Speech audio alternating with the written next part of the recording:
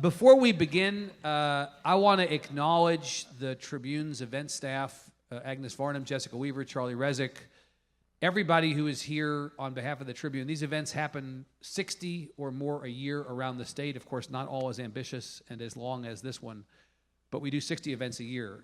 They're all free except for the Tribune Festival. They are not free to put on, and they certainly have a non-financial cost to the Tribune staff in putting on these events. Our event staff is the absolute best in the world. Please give them a hand, acknowledge their hard work. Like so many people in life, they do all the work and get none of the credit, and I am here to change that by gum. I'm going to make sure they get the credit they deserve. So while you're enjoying your period of digestion, I'm going to kick off our Reporters Roundtable, an opportunity to hear from 4 journalists who cover this stuff on a week-to-week and day-to-day basis. They know the politics at the center of the big fights, and they have expertise in the policy areas likeliest to be at the center of the action beginning on January 8th, and I am fortunate and honored to have them as colleagues at the Texas Tribune. Ross Ramsey, you have already heard from today. He is executive editor, columnist, co-founder, and mother superior of the Texas Tribune. If ever there are moral conundrums, or should we do that, can we do that, the person we go to immediately is Ross, because Ross says grace over all the important decisions at the Texas Tribune. That sounded like blame displacement. Not blame, no. I need a crutch, and you are my crutch. He was previously editor and co-owner of Texas Weekly. He was the Austin bureau chief, lest we forget, of the Dallas Times-Herald back in the day, late lamented, and he was also a reporter in the Austin bureau for the Houston Chronicle. Patrick Svitek is the Tribune's chief political reporter. He is also editor of The Blast, the artist formerly known as Texas Weekly. That is our subscription-only daily newsletter for political insiders. He, too, was previously a reporter at the Houston Chronicle. True story, Patrick arrived after graduating from Northwestern University in Austin to work for the Houston Chronicle, and Emily Ramshaw and I would walk around the office yelling his last name, Svitek, like Jerry Seinfeld used to yell Newman. And then eventually we just said, we can't take it anymore, just hire him. And so we were fortunate to get Patrick to come over and join us, and he has been a defining part of our political coverage for the last several years. Aliyya Swaby, don't call her Swaby as I just did, even though she's worked for us for many years. Aliyya Swaby is the Tribune's public education reporter. She previously covered education, zoning, and transit for another local nonprofit news org, the New Haven Independent in Connecticut. And then finally, Alexa Ura is our demographics reporter, although she often covers voting rights and election-related issues, as well as straight-up politics. Alas, she has no previously in her bio. We're fortunate to have been her one and only employer since she graduated from the University of Texas at Austin. Please give these folks a big hand.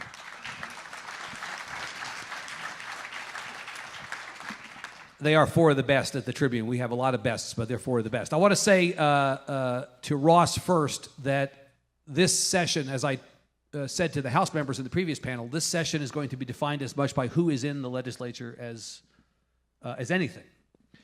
It is not the definition of insanity this time, doing the same thing over and over and expecting a different outcome. It is actually not the same thing. We were at 95-55 in the House. We're at 83-67. We're not at 2011 or briefly 2011 or briefly 2110. In the Senate, we're now going to be at 1912. The statewide Republicans who lead this state did not win by 20 points. They won by 13.3 points and 5 points and fewer than 4 points. And as you've written about, there are a bunch of legislators who now know that next time the Democrats are coming for them. Right. So how does the... Are you all employees of the Texas Democratic Party? Is that they might be Republican consultants with a new paycheck. Right. So what does that set of data points tell you about the difference in this session? The numbers have changed and the affect is different. What does that tell you about what's going to happen? You know, the Republicans don't have close to a supermajority for the first time in a little while and don't have the boldness that brings. I think there are some of them who are going to come in and say, let's double down and get the voters back. But a couple of things changed here, you know, other than just the numbers, the 83-67, the 1912, all of that stuff. One of the things that changed is that some of their voters left them, and they're trying to figure out exactly what that was. Was that just Beto? Was that just Trump? What's going on here? If you're in Collin County and you're, you know, Jeff Leach, who's going to be on a panel later this afternoon, or Matt Shaheen, and you barely won your district, you've got to look around and say, what happened exactly? If you're a Republican and you just do a quick piece of back of the envelope math on the election results, you've got to figure out why at least 350,000 people voted for Beto O'Rourke and Greg Abbott. That's weird. That's an independent voter. That's what they do in swing Ross, states. that wasn't surprising. I mean, if you walk the block between the Austin Club and the Starbucks at 10th and Congress, conventional wisdom alley, right.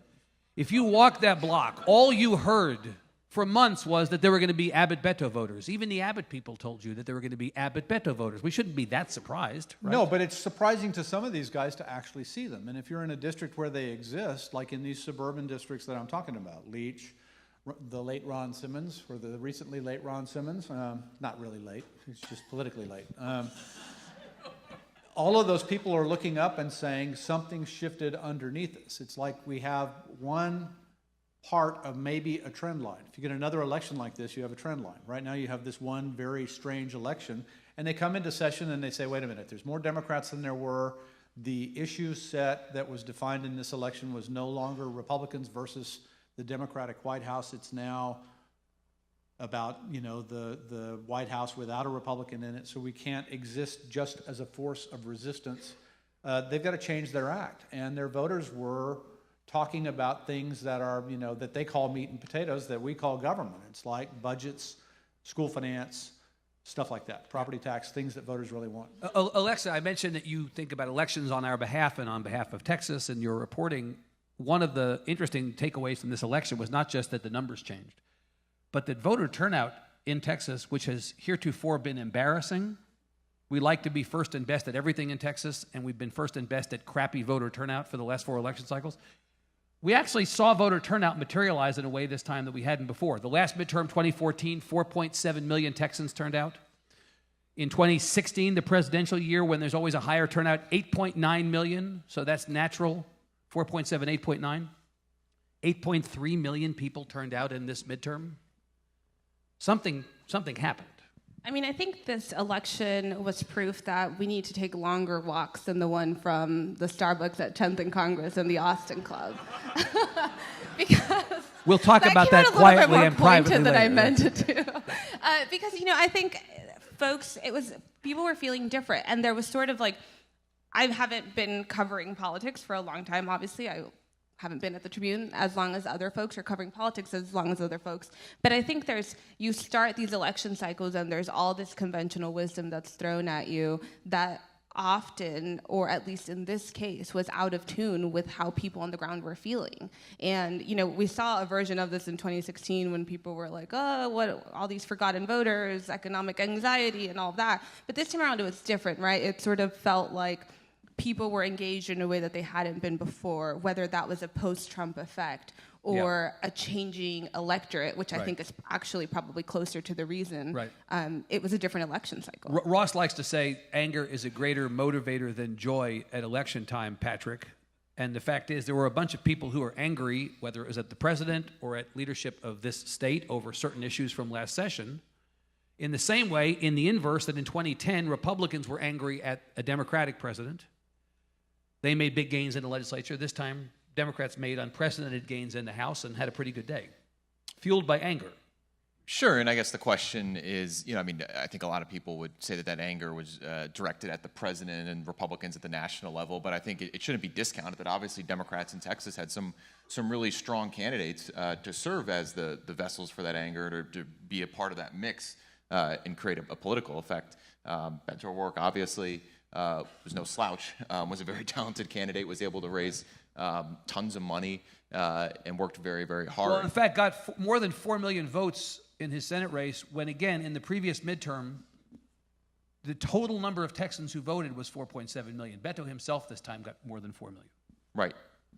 And so, yeah, I would just make the point that, sure, I'm sure that anger was definitely in the mix, but I think Democrats definitely deserve credit for having some very strong candidates. And I guess that is a function of the anger, and that some of these candidates, like probably Beto O'Rourke, Lizzie Fletcher, Colin Allred, would not be running if it were not this political environment where you had so much Democratic enthusiasm, partly defined in opposition to what's happening. But at the same time, it is proof, as much as anything is proof in the recent era of Texas elections, that candidate recruitment does matter.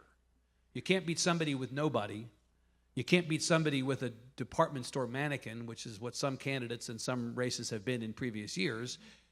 The Democrats did a terrific job. Whatever else I want to say about the party, Manny, the Democrats did an exceptional job He was this time. waiting for that. He wanted to call out. The Yeah. Democrats didn't. He can't stay within my line of sight and not get called out like that. The Democrats did an exceptional job this cycle compared to previous cycles in just running people for everything, and that obviously helps, Patrick, right? Yeah, absolutely.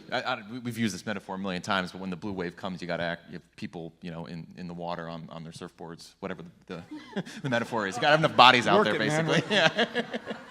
You're from Indiana. What do you know about that? There's a lot of surfing in Indiana. There's lakes. Come on. Aliyya, while you are not a political reporter for the Tribune, you understand from a policy end that often elections are a reaction to something. They're about the past as much as the future, and the failure to deal with school finance, and in fact the entire portfolio of issues in the last session. I mean, it's fair to say that part of this was Beto, turning people out, helping to turn people out, and pulling straight ticket levers for Democrats for a change. Part of it was the president, but part of it may have been something more mundane and parochial, like the issue set from the last session. And there was no more important issue last session and will be none more important this session than education. Right. I think, it's always hard to say who actually can take responsibility after certain candidates win. Everyone wants that credit. And I think education leaders and education advocates have definitely taken some of the credit for, getting people out of office who supported things like ESAs and subsidies for private schools, and for getting people who supported school finance reform into office. But I think generally, even if you're not talking about the elections, I think there's definitely a shift you can see now with the conversation around school finance reform, where the governor has weighed in for the first time in a really substantial way. Whatever you think of his plan. This is the plan that the staff has been presenting, a copy of which we, and maybe not just we, got and talked about. It's a theory of school finance or school reform. Right. And it's very connected to property tax reform, but I think it connects school finance reform and property tax reform in a way that he was not doing last session in an explicit way. And I think you also have a lieutenant governor who seems more willing this time around to play ball when it comes to school finance reform, without talking about how do we create these subsidies, to get kids and out for different options outside of the system. And that's a major change from last session. Right. And of course you have Speaker Presumptive Bonin, who, when asked in that, blink and you miss it press conference, or afterwards, what is your priority for the House?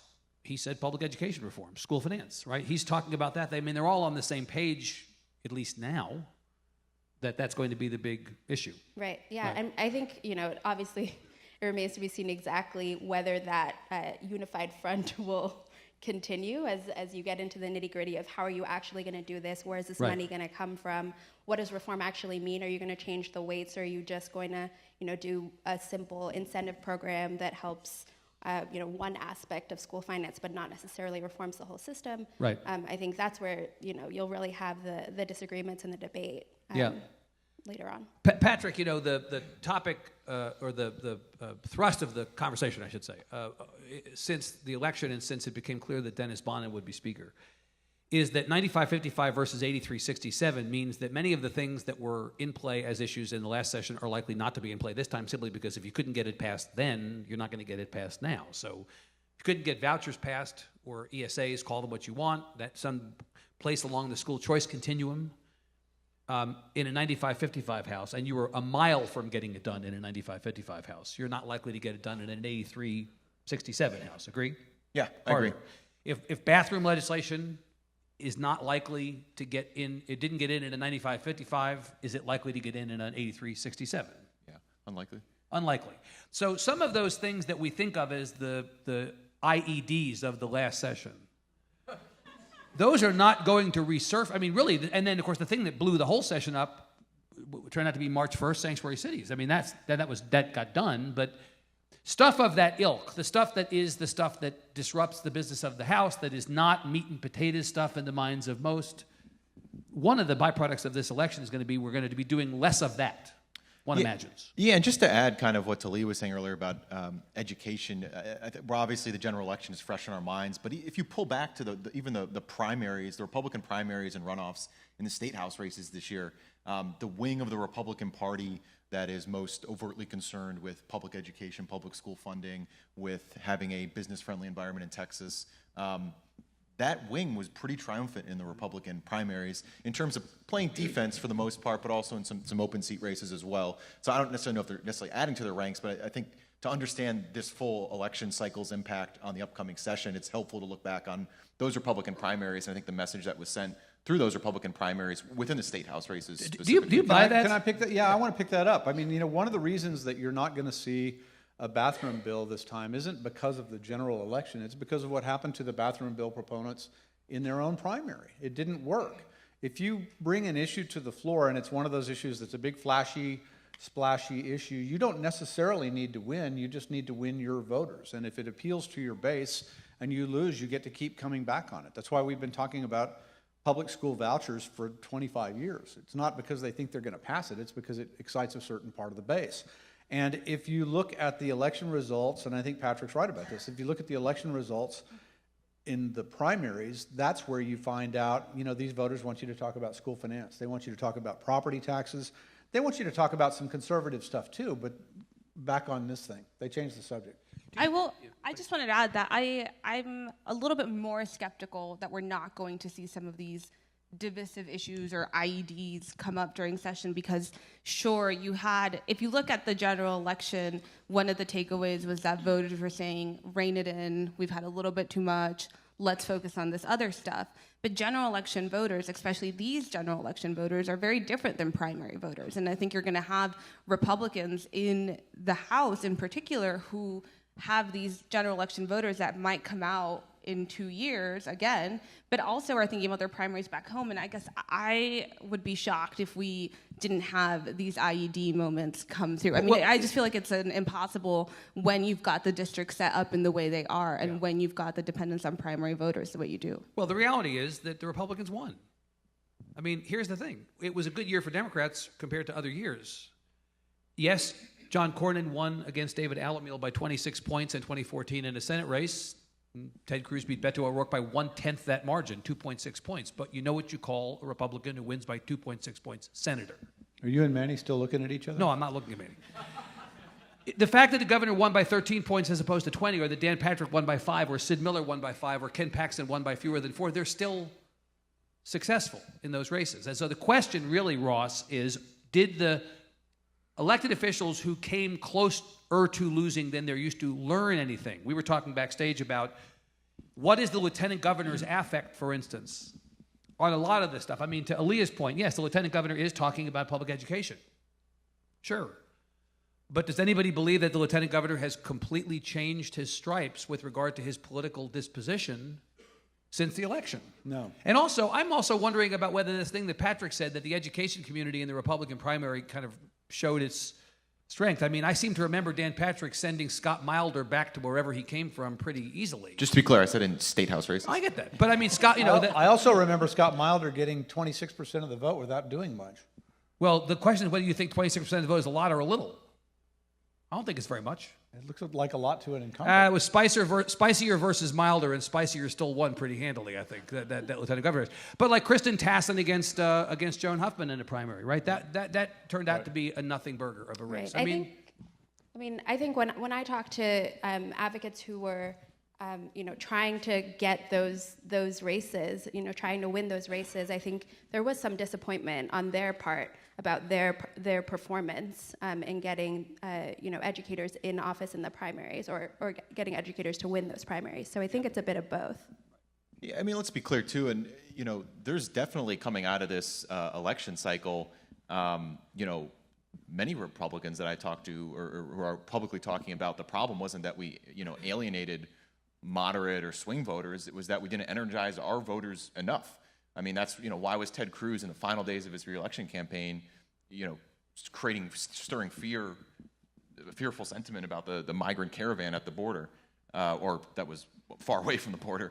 I think that, and he just gave some remarks this morning in D.C. where he talked about basically, we need to continue to energize the Republican base. It's not about being fearful necessarily of alienating moderate or swing voters. And so I agree. I mean, that dynamic is still going to be there. And I agree with Alexa that I think you're still going to have those incentives in Republican coming out So of the Republican answer to the primaries. glib question, did Democrats win on Election Day or did Republicans lose? Maybe is that Republicans lost as much as Democrats won, in the sense that they did not motivate their folks to turn out, did not do what they typically do. That it wasn't that Democrats did that much better only, but that Republicans were a little bit less I think enthusiastic. you can measure about it by turning who woke up the next morning with a headache. And the Republicans woke up with a headache. out. And that hasn't happened very often, at least in the last 20 years in Texas. So Alexa, back to this turnout question. There have been various bits of legislation, mostly unsuccessful, in previous sessions to try to unlock the potential of the Texans who do not vote, whether it's online voter registration or any number of other measures that would either seek to remove what are thought of as voter suppression tactics or to create opportunities for more people to participate civically. Does the fact that 8.3 million people turned out in this last election cycle mean problem solved, everybody as you were? Or are we likely to see discussions in this legislature, again, with a slightly higher number of Democrats more likely to be supportive of this, to try to reform the way that we do elections? I think the depressing part of that 8 million vote number is that it's barely a half, I think, of the voting age population in the 52%, state. right. And so that is still not, I mean, it's great from these even more depressing turnout numbers that we had before, but we are still many ways away from making voting accessible to people in a way that produces turnout. You can talk about voter apathy and you can talk about people not being tuned in or feeling like they're part of politics or government. That's one thing. But I think if you look at the institutional things that stand in the way from a voter casting their ballot, this is a state that has not taken steps to make that easier. And we got rid of straight ticket voting, which you can argue over the merits of it or not, but there was no legislation or no steps taken to think about what about the lines that this is going to cause in places like Dallas County and Harris County next election cycle. Right. And so I think we can all agree that this, compared to other states, we don't make voting easy. Yeah. And if you look at the legislation that's been filed so far, at least in the first week of bill filing, you had mostly Democrats really filing things like online voter registration and things that would ease sort of the pathways to the ballot box. And really in traditional terms, you had Republicans focused on increasing fines and penalties for people who are maybe breaking the election code. And so I don't really see a big shift in that direction on that moving ahead, despite this 8 million number. Ross, for all the discussion of long lines in Dallas and Houston, it was Dallas and Houston that got a lot of Democrats elected. Whatever turnout problems, voting problems might have existed in the big urban counties. That was the engine of this change in this election cycle. We quoted this statistic in the last panel that in 2012, Barack Obama beat Mitt Romney in Harris County by fewer than 1,000 votes. In 2016, Hillary Clinton beat Donald Trump by 161,000 votes, and this time Beto O'Rourke beat Ted Cruz in Harris County by more than 200,000 votes. The urban counties seem to not have any problem turning out to vote on behalf of Democrats. The rural counties went a little bit redder. 76% of the voters in 172 counties that are regarded as rural voted for the Republicans. That's a little bit better than their last couple of turnouts. But the cities were overwhelmingly growing bluer and bluer. And so you cut what have been million vote margins in statewide races for years, for several cycles, down to, I think, 222,000 or something like that in the Senate race, a 5-point race in the lieutenant governor race, the AG's race, the ag race. The cities are growing bluer faster than the country is growing redder. And at the end of the day, rural Texas still elects statewide candidates, Patrick, because it saved Ted Cruz. If urban Texas elected statewide candidates, we'd have Senator Beto O'Rourke. And the reality also, Patrick, with regard to geography, is that the suburbs became, as Ross has written and others have written, became much more blue or more friendly to Democrats in this election. Beto O'Rourke won Williamson County and Hayes County. Lupe Valdez won Hayes County, right? You saw Collin and Denton County much less Republican than in previous cycles. Fort Bend County has been described to me as gone for the Republicans now. That's obviously an impact that we saw in this election that will presumably not change back going forward. Right, and just going back to the rural versus urban divide, one thing that's kind of stayed with me looking at the numbers after this election was, as I said, there's I think 191 kind of federally classified rural counties in Texas. Cruz needed those to win. If you break down the results in those in the non-rural counties over the past few election cycles, Greg Abbott could have won without rural Texas as defined by that. Even Donald Trump in 2016 narrowly won the non-rural counties. He could have won without rural Texas. In this election, Ted Cruz needed the rural counties. Could not have won yeah, without. he could not have won with just non-rural Texas. Right. All right, so let's talk about some issues. Aliyya, during this interim, we had a school finance commission meeting. This is the problem that we seem unable to fix, that we continue. It's like the Groundhog Day of issues. It's been years and years and years. We've been talking about school finance with no sufficient or sticky resolution. And they're about to issue significant guidance on where they think we should go, right? What's the timetable of that? By the end of December. So it's within a couple weeks. So have to do that. what insight do you have, if any, into where this conversation is going to go heading into the session with regard to either recommendations or strategies and tactics, or is this going to be essentially, shuffling, moving the deck chairs on the Titanic? I mean, this is basically going to be same old thing. What do you think? They've split up into 3 different work groups supposed to be figuring out different things. I think the work group figuring out the outcomes and expenditures, what should we be spending our money on, and what should we be trying to produce in terms of student performance, have come out with this set of recommendations. And I think, some of them have been in the governor's proposal. Some of them have proven, the expenditures, ones have been a thorough reform of the formulas, which are pretty outdated, and there's a lot of agreement that it doesn't really make sense to keep a lot of them if you want a full reform of school finance. The revenue group has not met more than, I think, twice publicly. And in the second meeting And that revenue work group, I believe, is that the Betancourt work group? Mm-hmm. Yep. And also former Justice Scott Brister is also heading that work group. And they were supposed to come up with how much money should we put into this system and where should it come from. I think as of now they've come up with some recommendations on where that money should come from, but still have not put a figure on what it would take to actually reform the system. And so, I think that has definitely produced a lot of skepticism. If you have a commission that's been working for a very long time at this point on what the legislature should be doing starting in January to fix this problem, and they don't have any sort of price tag attached to it, then, what are they really proposing? And even, Ross, if they had a price tag attached to it, the question would then be, part B, where are you going to get it from? Yeah, because there's no stomach for new revenue, and so it ultimately means addition through subtraction, and then what are you going to subtract? Well, Glenn Hager has this report out. It's about 60 pages long, and it's a list. He puts it out every year. It's a list of all the exemptions and cutouts from all of the taxes, and some of them, every one of them is dear to somebody. Some of them are politically explosive. You don't want to suddenly put a sales tax on groceries, because your voters will blow up. But all of these things together add up to $60 billion a year. If you do quick back-of-the-envelope math that I won't really defend very hard, you need about $12 billion every 2 years to balance school finance, not put another dollar into it, but to get state and local funding at about the same level. So you look at the 60, you look at 120 billion, you look at the 12 billion, you figure out if you can get rid of some of those exemptions. And if you did that, you wouldn't have to pass a tax bill.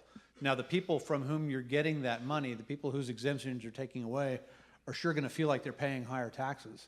But it probably looks better to a still Republican legislature than raising the sales tax, certainly than raising property taxes, and nobody wants to talk about it. Yeah, but you have a column on this subject that you published over the last day or so. This is really the reality of it. I mean, during the Democratic gubernatorial primary, yes, there was one. Andrew White talked about eliminating the $5 billion. In essence, it's an appraisal forgiveness program for commercial appraisals, and that if you simply make commercial owners or property owners pay their proper share, then that's $5 billion that you could theoretically go put that into public. Yeah, his argument was Into public that ed. commercial property owners and industrial property owners have much better able to appeal their property Right. values to lower their taxes than residentials are, and Right. that translates into $5 or $5.5 billion in lost property taxes that they Right. ought to pay. But if you go back and you scoop that back up, Well, I they mean, see I'm not it as saying a- you they shouldn't, see but it if as you a do, tax increase, right? They're going to see it as a $5.5 billion tax You increase. can't sell that to people as eliminating a tax break because the practical effect on them is that their taxes are going up. It You is can a sell tax it. You can increase. sell it to the rest of the people as not a tax increase. Yeah, it's a little bit more complicated than that. Let me divert slightly because it was Speaker Bonin who said, Aliyya, that public education was going to be a priority for this House. The fact that we're even talking about Speaker Bonin is so interesting to me because for so long the idea that Bonin would be Speaker was off the table, at least in terms of a column that you wrote. I left my foot in the door on that column. Explain what happened. So you did a list of potential candidates for Speaker that Speaker Bonin was on, a list that he was on. Here's a list. I'm walking 2 or 3 days later. I'm walking across the Capitol lawn in a big giant truck with superhuman tires on it. Pulls up next to me, and a dark window comes down, and Dennis Bonin's head sticks out and says, "Take me off your list." So we had a conversation, just two guys talking. He insisted to you that he was not going to be a candidate. He for Speaker. said, I mean, he kind of had his tongue in his cheek, and he kind of didn't. He said, at this point, I'm not interested. It would be a burden on my family, yada, yada, yada. And then he started talking about the race in the way that you only talk about a race if you're deeply interested in it. So, I didn't think she was that cute, but, maybe she'll go out with me. It was one of those kind of conversations. And what turns out to have happened, and this is actually a piece of advice that I picked up from Dennis Bonin a long time ago. If you're in a speaker's race, the first thing that happens to you is nobody tells you anything bad to your face. They all like you to your face, right? And so once you get in, nobody's telling you the truth about the race. But if you can not be in the race and work the room, there's 150 people, you know them all, and you can talk to them, well, what do you think about her? And what does she think about him? And what does that one think about that one? Then you're gathering intel, and you really know where everybody is, and you can count noses in a way that you can't if everybody's being pleasantly dishonest to your face. And by pulling himself out of the race, Bonin put him in the receiver of information category, and then at the end of the thing, he knows what's going on with that, what's going on with that, what's going on with that. The easiest way to describe this is what happened to the Democrats between Election Day and the time Dennis Bonin said, "I have the votes." And the Texas Democrats in the House were trying to put together a block to say, if you get the right Republican, we'll go with you and we'll be a part of your We'll take coalition. our 67, attach it to your 10 or 12 or whatever. And Bonin wanted to avoid sort of Joe Strauss's original sin, which was a number of Republicans, 12 or 18 or whatever you think it was, and all of the Democrats. And the Republicans always questioned that. He wanted to come in with a majority of Republicans. He had a Republican caucus that wanted to elect its own speaker. So if you can announce with a majority of Republicans and enough of the Democrats, 109 votes, 79 Republicans, 30 Democrats, bada bing, bada boom. You cut the Democrats in half. You have enough of them to be credible with them. You've got all of the Republicans, and now you can go forward.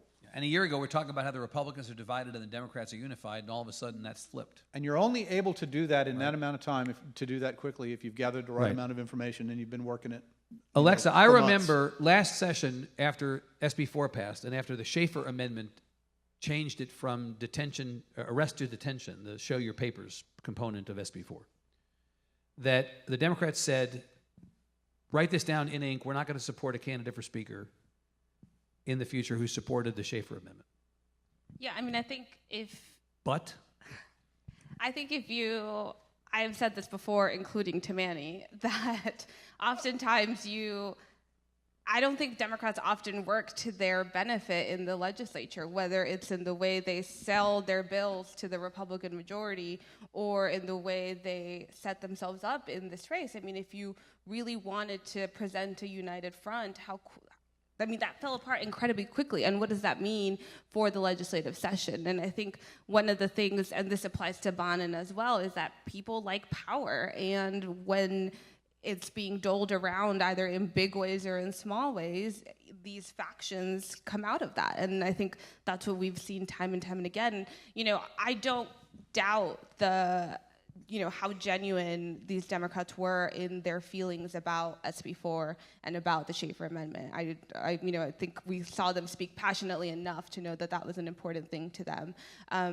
But I think the other side of that is that they also have to think about legislating and getting the bills passed for their districts. And if it's with being signed on as a supporter of Dennis Bonnen, it's probably going to be more realistic than refusing to support him in any way. Yeah. Patrick, what does the addition of Bonnen do to the legislative triangle, governor, speaker, lieutenant governor? Clearly, the lieutenant governor and the speaker last session did not find a lot of common purpose personally. Are we likelier to see Bonnen and Patrick? I mean, Bonnen is a guy who knows how to make a fist, knows how to make two fists. Are we likelier to see Patrick and Bonnen at odds this session, and is that going to be a defining feature of this session, or are they going to find a way to get on?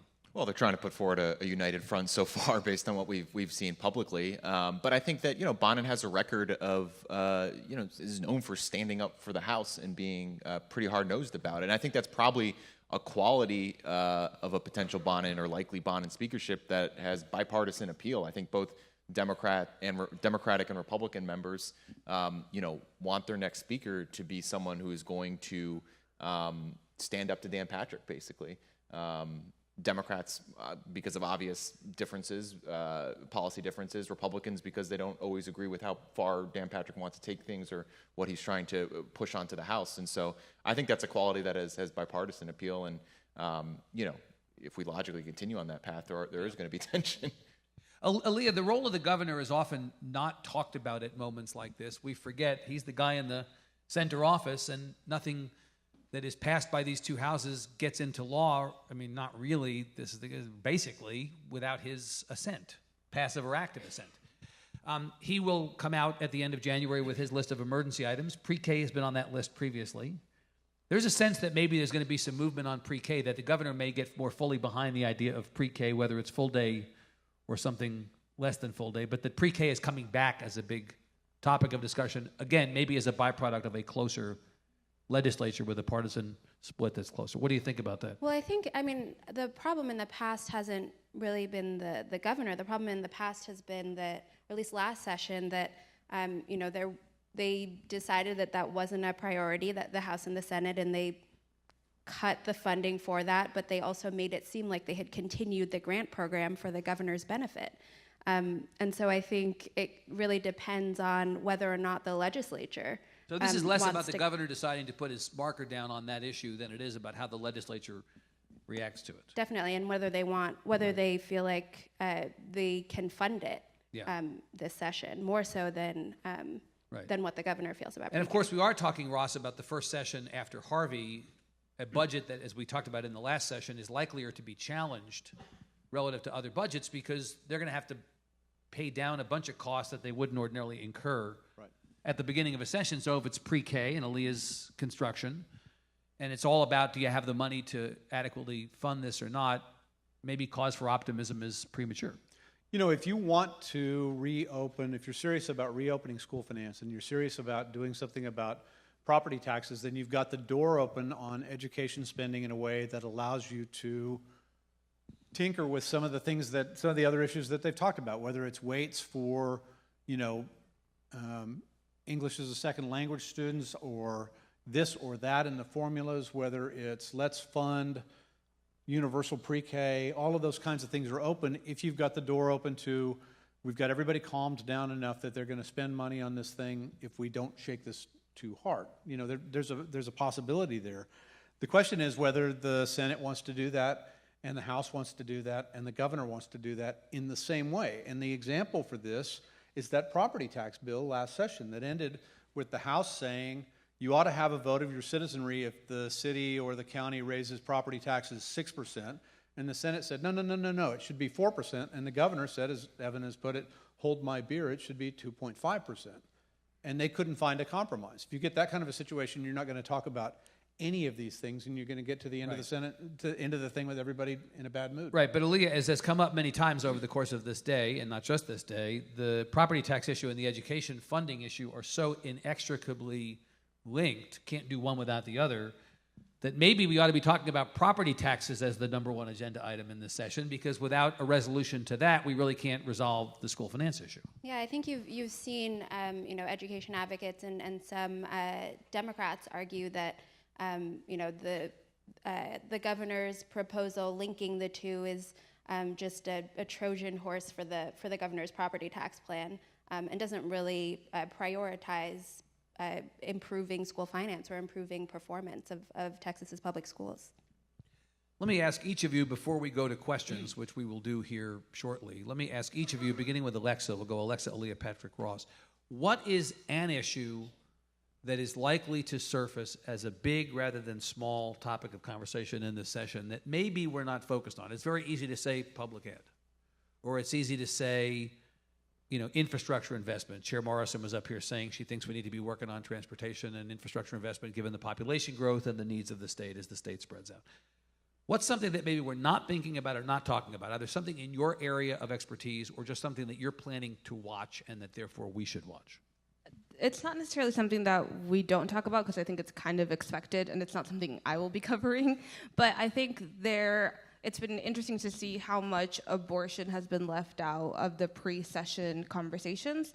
But if you look at the national context that we're up against now, the Supreme Court and the control of the courts, I would be really surprised if you didn't see some big abortion bills coming through, particularly to test the limits of what is out there now. Of course, we had an omnibus bill last time, did we not? Sure, yeah, but I think what we'll be expecting this go around will be sort of broader legislation as opposed to sort of the very specific parts of the abortion debate that were tackled in the last two sessions, really since 2013. Good. Aliyya?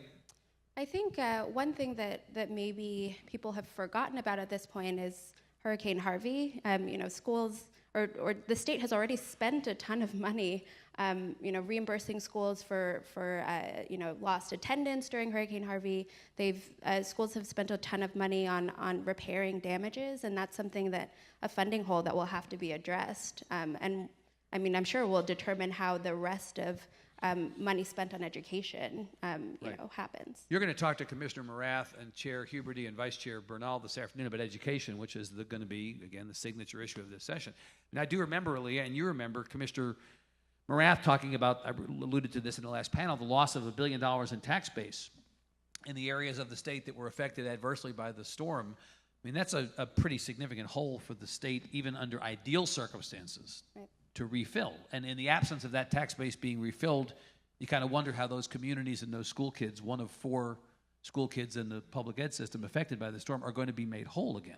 Right. So you think that's going to be a topic of conversation? I think it at least has to come up in terms of the context of what are we actually willing to spend on schools, right, if that has to be a part of the conversation. Right. And by the way, that's not money additional to the money we spend.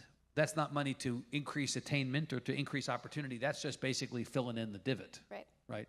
Patrick, what are you looking for? This has been discussed, but it seems like the chatter around it, at least in a legislative context, has died down recently. But I still think it's going to be a big issue. That's paid sick leave. Paid sick leave. The governor, I forgot when last time he said this, though, but he has, within the span of this year, publicly said that he wants to pass a law overturning, basically another preemption law. So Austin officials passed paid sick leave, mandated paid sick leave for businesses, private, not public, or private and public, and San Antonio has followed suit. Right.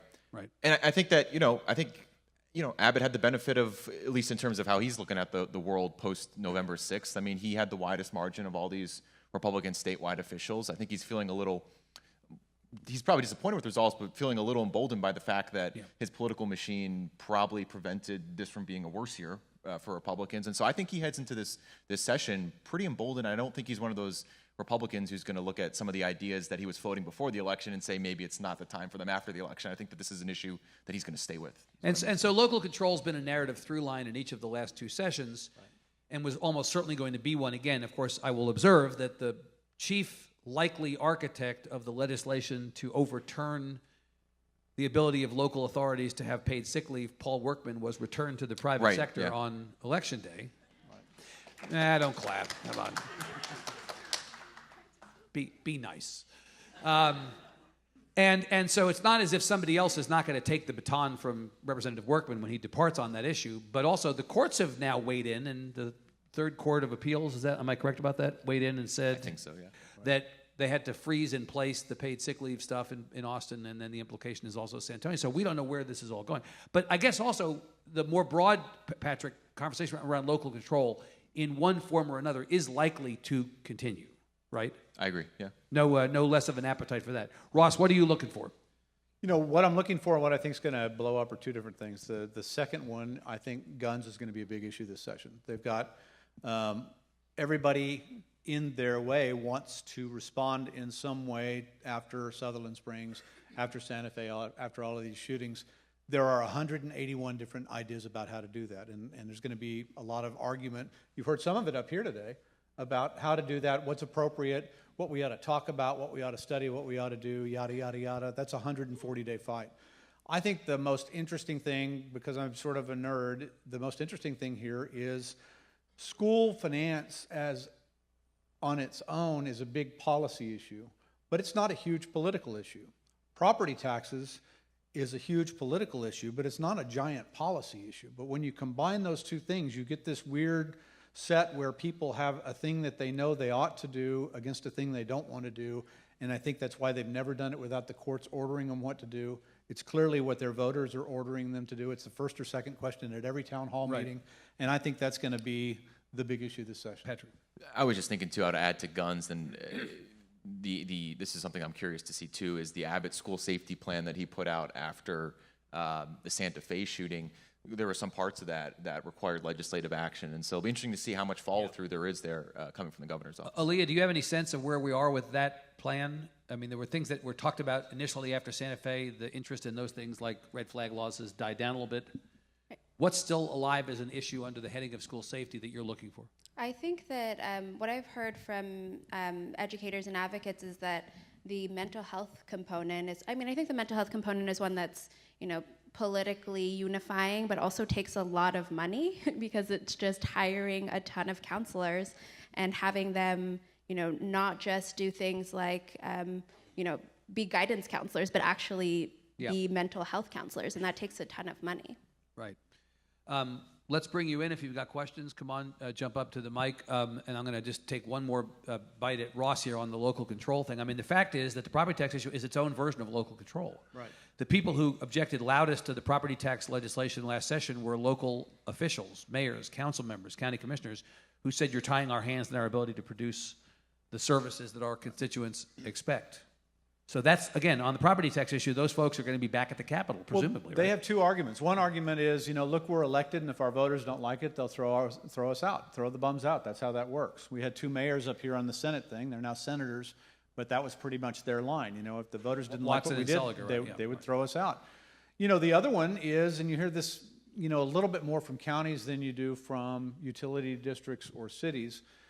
Stop sending us things to do that cost money and then telling us how much money we can't raise to pay for those things. Starts with health care. Unfunded mandates. Unfunded mandates in health care, in jails, yada, yada, yada. And it's a rolling fight. It's, I think you said 2 sessions. I think it's been going 3 or 4 sessions. Longer than that. This is an old fight. Mr. Hammond. So my question is about coverage of the performance of the public school system in Texas. You have a database within your website that the Houston Foundation produces every year about outcomes 6 years after high school graduation. Yes. And it seems to me that that's a vital source of information, but you simply don't cover it enough, what the facts are. You have a now accountability system which has exploded the number of kids who are, quote, career or college ready magically from 35 to 55%, right, which I would argue is not correct or true. Yet in our accountability system, we have the same thing. You have a database that indicates the outcomes in terms of graduation rates, 6-year graduation rates for 4-year schools, 3 years for 2-year. Right. And to me, there's a lot of talk about school finance, but there's very little coverage of what's going on. And I think part of your mission, somewhere it says to afflict the comfortable somewhere in there. I think this is a golden opportunity for you, and I would beg you. I'm not sure those words were in our mission, but I like them. I thought it would all about affliction. But I mean, really, I'm very serious. I mean, I think there's a lot of talk about school finance, but they're not about the outcomes. But I mean, for the whole group, it seems to me like you have the data at your fingertips, yet you don't take full advantage of it. You've got a marvelous series you started today about I guess, reintegration, I mean. Race and resegregation. education, So- Aliyya and Alexa Right, authored but- this series, And that's that's a right. very important issue, but to me, this outweighs that by. Okay, let's 10. ask about that. Aliyya, I think Mr. Hammond makes a very good point. I mean, you look at that higher ed outcomes database, it shows that after 6 years out in the world post-high school, that the average is 1 of 5 achieve some kind of completion. If you're non-white, For minorities, 10%. If you're non-white, it's 1 in 9 or 1 in 10. If you're poor, regardless of race, it's 1 in 11. We know that the accomplishments of the higher ed system, in other ways notwithstanding, we're not getting a lot of kids in and out of higher ed.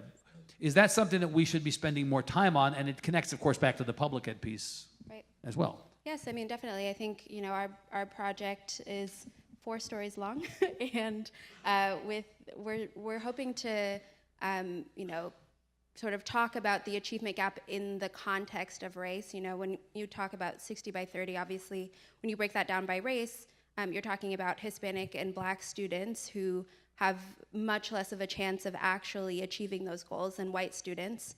And you have a number that's pretty low, in part because of those students. And so I think, we're looking into that, and we're trying to do more of that kind of reporting. Please turn up the heat. Sir. Yes, of the 50 states, there's only 4 where the legislature only meets every other year. The other Not just every other year, only 140 days. And if you knock out the first 60 where they can only do like honor the Little League in Big Spring. Exactly. We basically do the business of the 10th largest economy in the world in 80 days, every 2 years. Exactly. And the other 3 have populations of less than 1 million. In the 40 years I've been in Texas, our population has doubled to 30 million. So when is this going to change to where we can have actually an elected legislature rather than an unelected legislature, where the elected just show up to perform a ceremonial duty of rubber stamping what the unelected legislators have done? So let's stipulate that the only people in Texas who like full-time legislatures would be journalists. Not all It's journalists. the Journalism Full Employment Act of 2019. If you decide to have the legislature meet all the time, but there's sort of 2 problems. One is it's a part-time legislature, but then the legislators who serve work a lot more, it feels to us like, than part-time, and then we pay them the princely sum of $600 a month, and that shows them how much we value their contribution to the public interest.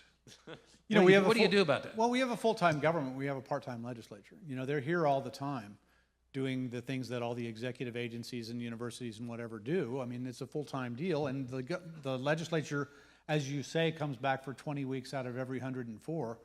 And if you need them, you can call them back for special sessions. And this comes up from time to time. Should we have like an off-year thing just for the budget that's 90 days long? Some states do something like that. But the advantages of it are not necessarily apparent when you have the ability to call them into special session when you need them. And there's also this, a strong populist strain of, do you want more? Right? Well, but the assumption is that more would be worse. I'll simply observe, Alexa, that if I were running a small business, well, I do run a small business, conveniently. If I budgeted for my small business in a 2-year interval, I don't know that it would be successful. I mean, I think it's very hard if you think about setting a budget 2 years out with the assumptions that have to go into that. Of course, you can make changes, but you have so much budget execution within that period that, they've sort of worked it out. I'm not sure what the specific problem is that extending. So you're opposed to the idea of a legislature here more often? I just don't see clear and present problems resulting from them not being here more often. And until you describe the problem better, I'm not sure you need a solution. I will say that if we did have a full-time legislature or anything closer that provided some sort of real income, the makeup of the people running for office might be a little bit different, because it is cost prohibitive for people who aren't rich. I will say that even though it's a part-time legislature, if you want them to magically appear, you just say their name 3 times like Beetlejuice. Jonathan Stickland, Jonathan Stickland, Jonathan Stickland, and then he magically appears, which is really great, actually. It's a great feature of this. Ma'am. Hi, I'm Grace Shemaine with the League of Women Voters of Texas, and I haven't heard anybody mention the high maternal mortality rate that we talked about a whole bunch last legislative session. We did. Did you? I might have stepped out for that. Oh, not today. Not today. No. Okay, that was my concern, is it going to be something we're going to be talking Right. about again, and are we going to be Right. trying to do something? Have you heard anything? Alexa, there was a reset of the data that put us, far and away worst ever, so that we're only merely awful now. Apparently, the data was reset, but this was an issue that was addressed to some degree in the session, to some degree in the special session. Yeah, it was in part. It also got caught up in the bathroom bill because there was some sort of legislation that got stuck in the middle of it, and I honestly can't remember if it ended up passing attached to something else.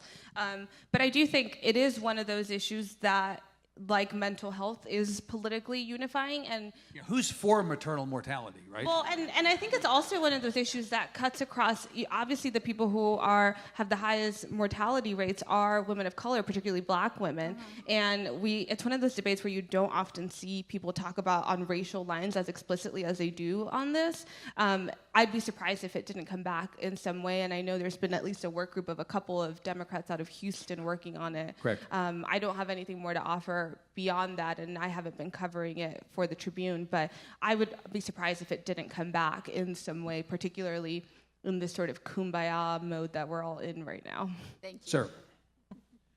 There was a pretty big emphasis after the 2016 election, especially on election security, and I know that there were some select committees formed on cybersecurity and election security. So this might be a bit out of left field, but do y'all envision any developments on that in the next session? None of that's a problem anymore. Did any, Alexa, Patrick, you both paid very careful attention, along with Ross, to the elections, to the administration of elections. Did we have a problem any greater than normal or any greater than other states in terms of allegations of hacks or of compromised databases or what have you? I think the problem is it depends on how you define election security, right? If you're talking about people getting into machines and changing votes, despite the faulty machines that we had, you don't see sort of, as far as we know, there wasn't a concerted effort to actually hack votes. And I think the problem is, I sat in on one of these election security interim committee hearings, and you had folks on the panel, mostly Republicans, saying, well, what about voter fraud and how do we protect this? And then you had the election administrator saying, we just want more money to get new machines and to train our people. And so if you're talking about election security when it comes to hacking, that's not really part of the conversation in Texas. But if you're talking about election security as your ability to go and cast a vote and it to be counted properly, I think we might see a couple of things moving. I just would be surprised if we saw any huge reforms on that front, particularly when it comes to voting machines, which I think have emerged as a big issue. This is a state that you have Republicans saying they want more secure elections, but we're also not putting money toward that and leaving it up to counties who often don't have the ability to buy their own machines. So I would be surprised if anything happened on that front, but it has come up in conversation. It's just people are talking about the same thing in very different ways. Ma'am.